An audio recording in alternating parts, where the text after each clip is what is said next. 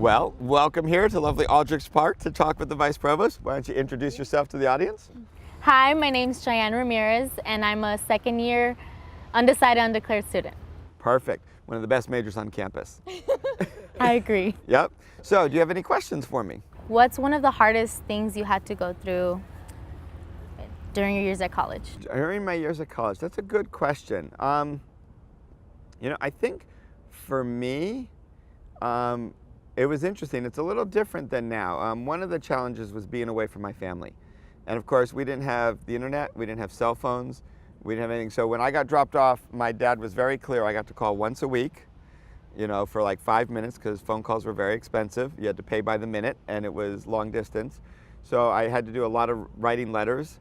All of my friends from high school, I only stayed in touch with by writing letters. None of us really called on the phone ever. So there's that long delay. And so really adjusting to being away from family. I mean, it's weird. I was only 3 hours away by car, roughly the same by train.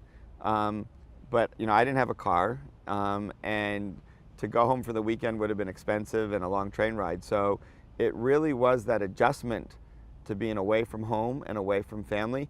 What's funny is, when I got dropped off, my dad was like, one phone call a week, that's all we can afford. And apparently he was the one, about 2 days in, said to my mom, no, we need to let him call more. So I got up, and by the time, it was interesting, by the time I graduated, the whole phone industry was changing and things, so I was definitely calling home more and doing more of that. But it really was that transition to being away from family, I think, was the hardest. Well, thank you very much for your question. That was great. I'm glad you could come out. Thank you. Thank you.